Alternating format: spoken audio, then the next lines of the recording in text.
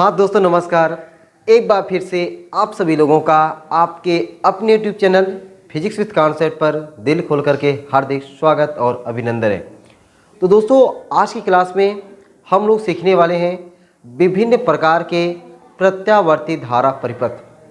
अभी तक हमने अपनी पिछली वाली क्लास तक सीखा हुआ था कि प्रत्यावर्ती धारा का वर्ग माध्य मूल मान क्या होता है, ठीक ना।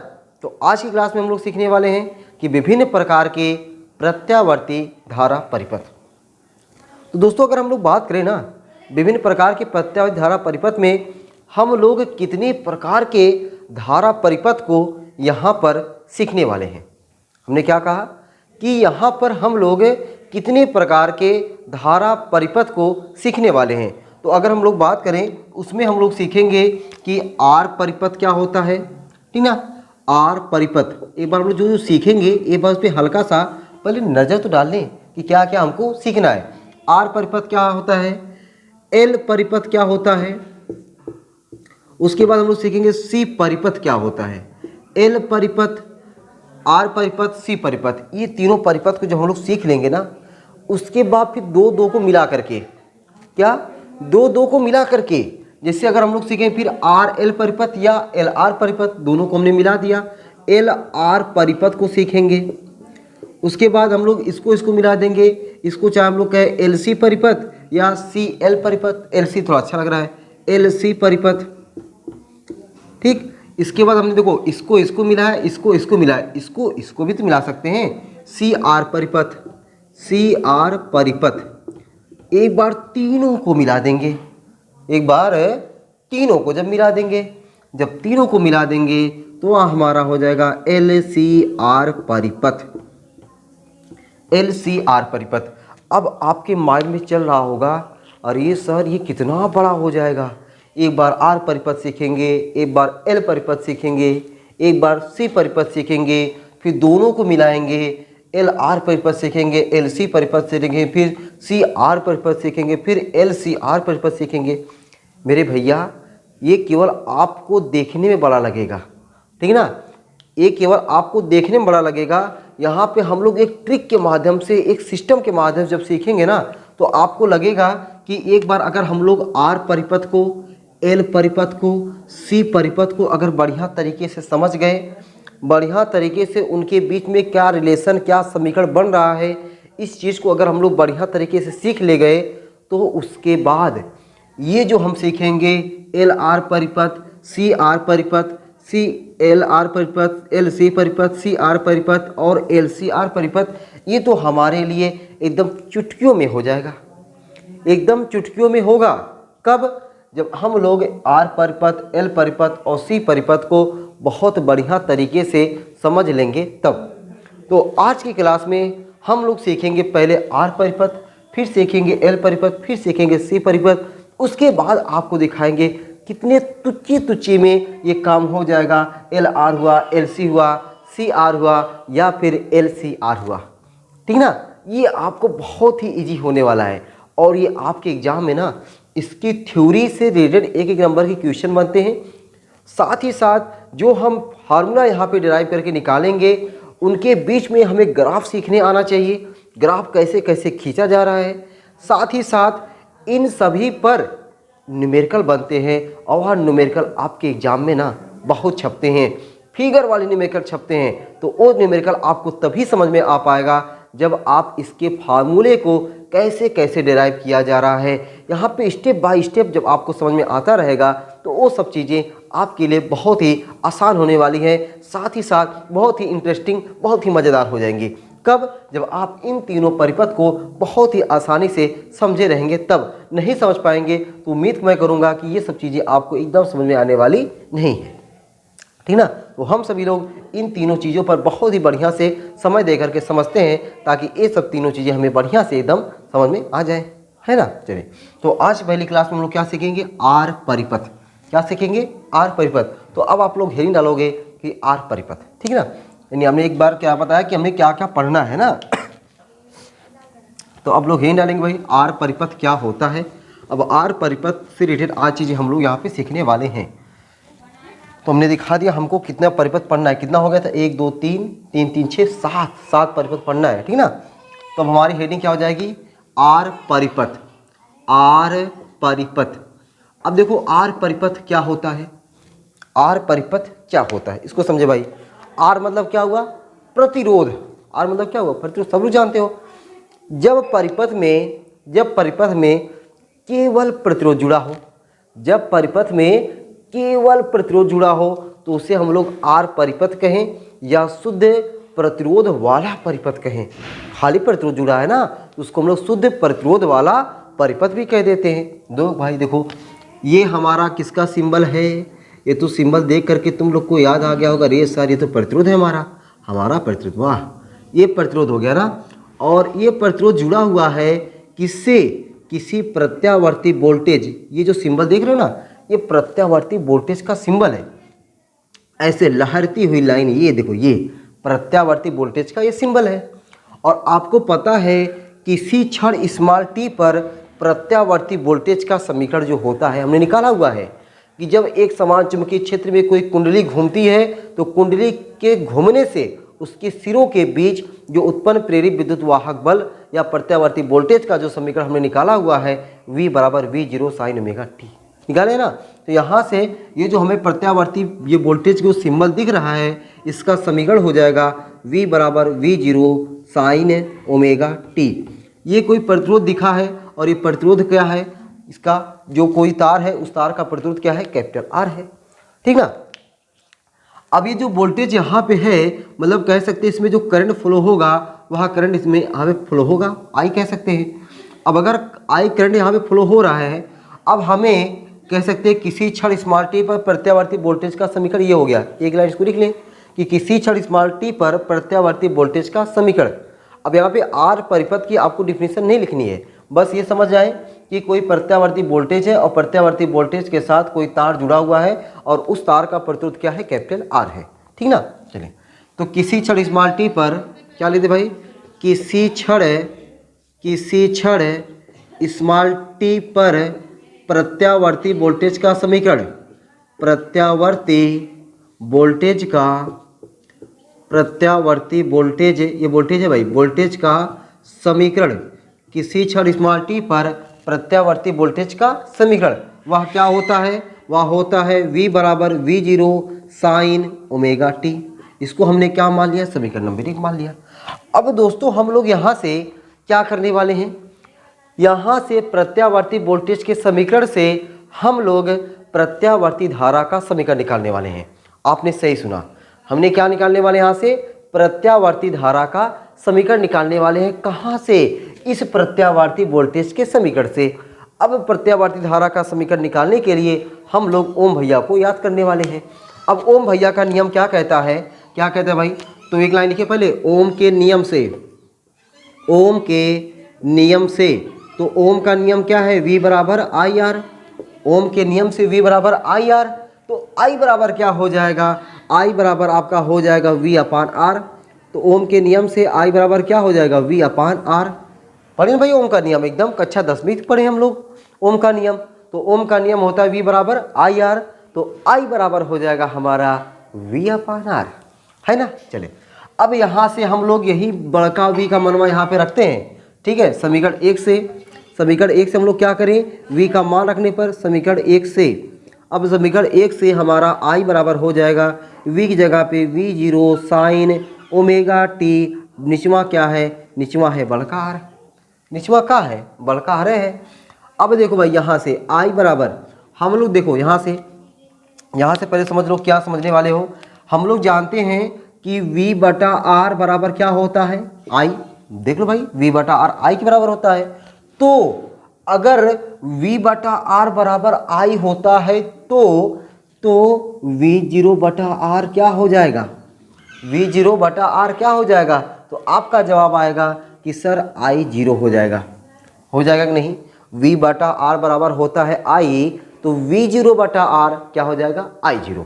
क्या हो जाएगा यहाँ पे, I0 sine omega T. I बराबर I0 साइन ओमेगा टी, इसको हमने क्या नाम दे दिया, समीकरण नंबर 2। क्या नाम दे दिया, समीकरण नंबर 2, तो आपने देखा किस तरीके से हमने प्रत्यावर्ती वोल्टेज के समीकरण से ओम का नियम लगा करके प्रत्यावर्ती धारा का समीकरण निकाला गया। इतनी बात तो क्लियर हो गई, ठीक ना। चलो अब इतनी बात अगर क्लियर हो गई होगी तो आप समीकरण 1 और समीकरण 2 को बहुत ही घूर घूर करके अगर आप देखोगे, बहुत ही घूर घूर करके आप देखोगे, तो देखने के बाद अगर देख रहे हो तो मैं यहाँ से पूछूं अगर आपसे कि इन दोनों में जो कला है वह कला का कुछ अंतर है या कि दोनों में कला का कुछ अंतर नहीं है। कला तो समझ ही रहे हो कि साइन के साथ जो कोण लगा रहता है उसी कोण को हम लोग कला कहते हैं। तो साइन के साथ यहाँ पे कोण क्या लगा है, ओमेगा टी। यहाँ पे साइन के साथ क्या कोण लगा है, ओमेगा टी। दोनों में ओमेगा टी क्या है, समान है। यहाँ भी ओमेगा टी, यहाँ भी ओमेगा टी। तो यहाँ से ये बात निकल के आई कि अगर कोई केवल आर परिपथ है या शुद्ध प्रेरकत्व वाला परिपथ है तो शुद्ध प्रेरकत्व वाले परिपथ में प्रत्यावर्ती वोल्टेज और प्रत्यावर्ती धारा दोनों क्या होते हैं, समान कला में होते हैं। ये बात निकल के आएगी नहीं कि समीकरण 1 और 2 को या समीकरण 1 और 2 से स्पष्ट है कि शुद्ध प्रेरकत्व वाले प्रत्यावर्ती धारा परिपथ में प्रत्यावर्ती वोल्टेज और प्रत्यावर्ती धारा दोनों क्या होते हैं, समान कला में होते हैं। इस बात समझ में आई ना। तो इस चीज़ को हम लोग यहाँ पे एक लाइन में लिखते हैं। तो क्या लिखते हैं भाई, हम लोग एक लाइन लिख लेंगे तो आपको जो हम यहाँ पे ग्राफ बनाएंगे ना वो ग्राफ आपको समझने में बहुत आसानी होने वाला है, ठीक ना। तो क्या लिखते हैं हम लोग कि समीकरण 1 व 2 से, समीकरण 1 व 2 से स्पष्ट है कि क्या स्पष्ट है, स्पष्ट है कि शुद्ध प्रेरकत्व वाले प्रत्यावर्ती धारा परिपथ में, शुद्ध प्रेरकत्व वाले, शुद्ध प्रतिरोध वाले, भाई शुद्ध प्रेरकत्व नहीं, शुद्ध प्रतिरोध वाले, शुद्ध प्रतिरोध वाले प्रत्यावर्ती धारा परिपथ में, प्रत्यावर्ती धारा परिपथ में प्रत्यावर्ती वोल्टेज, ये दिखाई दे रहा है कि नहीं यार, एक बात देख लो तुम्हें, गजब, चलो बड़ी बढ़िया दिखाई दे रहा है। प्रत्यावर्ती वोल्टेज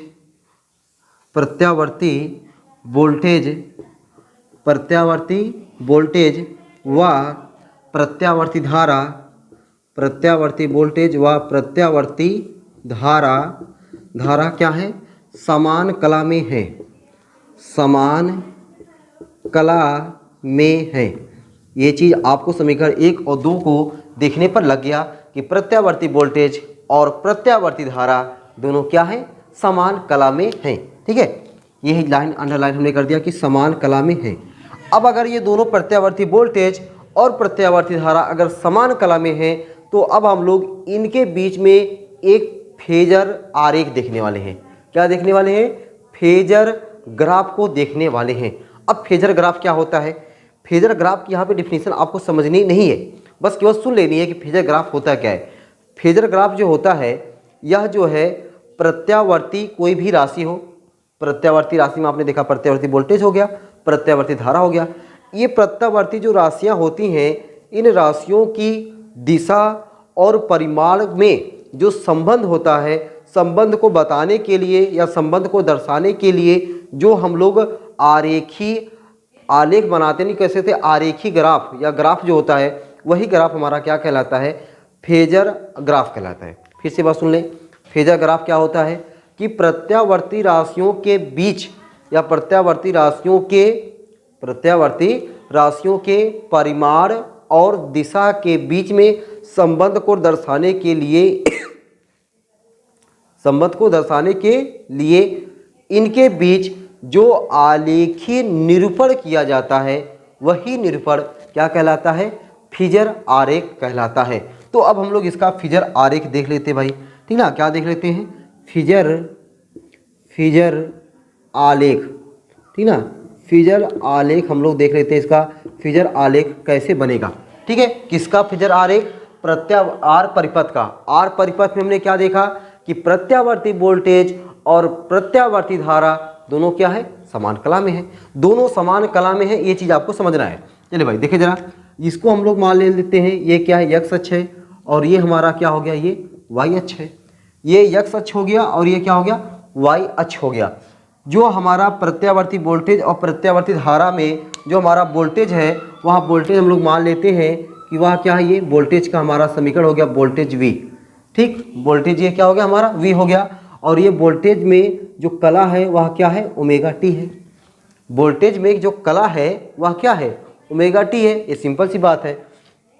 अब इस जो वोल्टेज में जो हमारा कला ओमेगा टी है, ठीक ना, ये जो हमारा कला क्या है, ओमेगा टी है। इस ओमेगा टी में अगर हम देखें वोल्टेज अगर ये हो गया, जो धारा है वह धारा क्या है, समान कला में है, समान कला में है। जब समान कला में है तो जिधर वोल्टेज होगा उधर तो धारा होगा।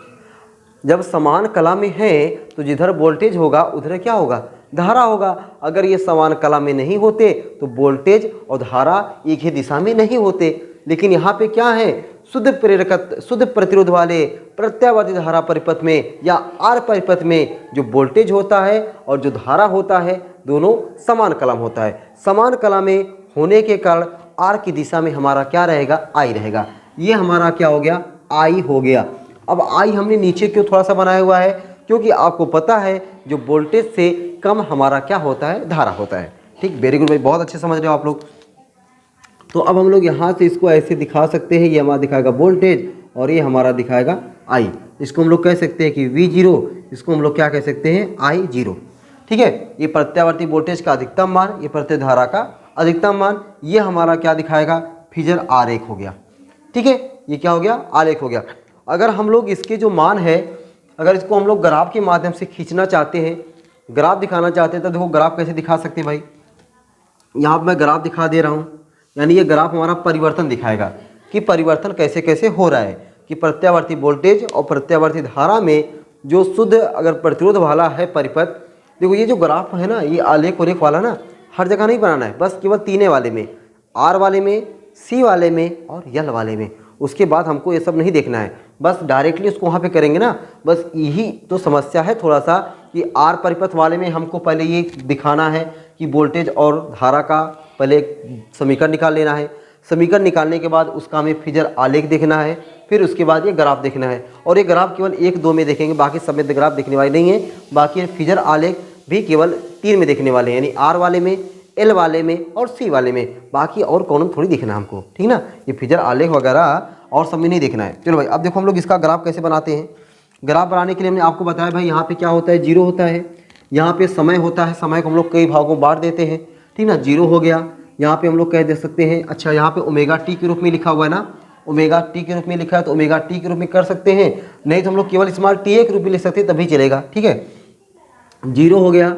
अगर हम लोग कोण के रूप में लिखते हैं तो यहाँ पे हमारा, चलो भाई समय के रूप में लिखते हैं, यहाँ पे 0 से हमारा आता है T/4, यहाँ पे आता है T/2, यहाँ पे आता है 3T/4, यहाँ पे आता है T।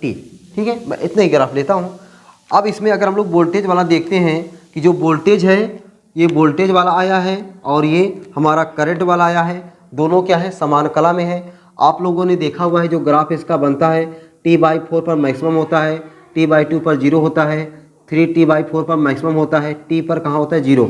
अब इसी को मिला करके हम लोग अगर खींचेंगे, देखो ये ऐसा कुछ ग्राफ हमारा बन जाएगा। ये थोड़ा सा अच्छा बन जाए बाबू, अच्छा बन जाए, ये ऐसे हमारा बनता है। ठीक है, फिर आप उसको आगे बढ़ा सकते हो। ऐसे ग्राफ बार बार चलता रहता है इसी साइकिल में। जब इसी साइकिल बार बार चलता रहता है, अगर इसको हम लोग क्या कह दें, ये हमारा वोल्टेज का समीकरण है, V = V0 sin ω/t। तो करंट का जो समीकरण होगा उसको मैं यहाँ पे डॉट से दिखा दे रहा हूँ। ये देखो हमारा ये क्या बन गया, हमारा करंट का समीकरण बन गया, मतलब करंट वाला ग्राफ। इसका क्या हो जाएगा, I = I0 sin ω/t, I = I0 sin ω/t। तो यहाँ से इस चीज़ से भी हमें क्या निकल के दिख रहा है कि हमें जो वोल्टेज है और करंट है वह दोनों समान कला में है। कौन से परिपथ में, आर परिपथ में। ये आलेख हमारा क्या दिखा रहा है कि वोल्टेज है और ये कला, वोल्टेज है और ये करंट है, दोनों समान कला में है, क्योंकि दोनों एक ही तीर में, एक ही लाइन में दिख रहे हैं। और वही चीज़ हमने यहाँ पे समीकरण के माध्यम से तीनों सीखा हुआ है। ठीक है, चलो भाई। तो अच्छा यहाँ पे देखो V0/R हमारा अगर प्रतिरोध है, तो अगर हम लोग एक लाइन अगर लिखना चाहते हो भाई, नीचे क्या लिख सकते हो कि जो हमने लिखा हुआ है कि ये लाइन, ठीक ना, V0/R, कि V0/R बराबर क्या है, I0 है, तो V0 बटा I0 बराबर हमारा क्या हो जाएगा, कैपिटल R। तो अभी हम लोग यहाँ पे कैपिटल R प्रतिरोध के बारे में सीख रहे हैं। अभी आगे हम लोग इसे प्रतिरोध ना कह करके प्रतिबाधा कह सकते हैं। यहाँ भी कह सकते हैं कि V0 बटा I0 को हम लोग प्रतिरोध ना कह करके परिपथ की प्रतिबाधा कहते हैं, और प्रतिबाधा का जो सिंबल होता है वह जेड हो जाता है, ठीक ना, जेड हो जाता है। हालांकि फिलहाल अभी यहाँ पे हम लोग यही चलाते हैं, आर से ही काम चलाते हैं कि जो आर परिपथ है, आर परिपथ में प्रतिरोध का काम आर कर रहा है, ठीक है। अभी जब हम लोग एल परिपथ सीखेंगे, सी परिपथ सीखेंगे, बाकी हमने स्टार्टिंग में जो आपको बता ही दिया था, तो बाकी उन सभी को बारे में जब सीखेंगे ना तो और नाम दे देंगे, प्रतिबाधा नाम देंगे, ठीक है। वो नाम आप पहली बार सुनोगे, ठीक। तो ये सब रहा भाई आज की क्लास में। थोड़ा सा मुझे लग रहा है कि आपको समझने में थोड़ा सा दिक्कत होगा, तो एक आध दो बार इस वीडियो को फिर से देखोगे और जैसे जैसे चीज़ें आगे बढ़ेंगी तो चीज़ें आपको बहुत ही आसान लगने वाली है। अभी ये क्या है कि आपको पहला क्लास है, मतलब ये परिपथ वाला, ठीक ना, विभिन्न प्रकार के प्रतिधारा परिपथ में अभी ये आर परिपथ सीखे हैं। इसके बाद जब एल परिपथ सीखेंगे, सी परिपथ सीखेंगे, तब वहाँ पे चीज़ें आपको कुछ टच में मिलने लगेंगी, तब आपको लगेगा कि हाँ कुछ चीज़ें हमको समझ में आ रही हैं। अभी ऐसा लग रहा है आपको बकवास लगा होगा, अरे सर पतन क्या क्या लंबा चौड़ा बता दिए, यहाँ पे फिजर आलेख के बारे में हमको बताएं, ये ग्राफ बताएं, ये कैसे कैसे समीकरण निकला। थोड़ा सा बाउंस गया होगा, ठीक है, कोई बात नहीं, थोड़ा सा बाउंस गया होगा, लेकिन आप दोबारा जब देखोगे तो आपको चीज़ें नॉर्मल लगेंगी, आसान लगेंगी, ठीक है। लेकिन उसके बाद जो दूसरा आप देखोगे सी परिपथ, एल परिपथ, तो आपको एकदम जरूर आनंद आएगा, मज़ा आएगा, ठीक ना। और जब इसके न्यूमेरिकल लगाएंगे ना तो आपको और मज़ा आने वाला है, ठीक है। चलो भाई चलते हैं फिर आज की क्लास में यहीं तक, फिर मिलते हैं अगली क्लास में, तब तक के लिए सबको बाय बाय।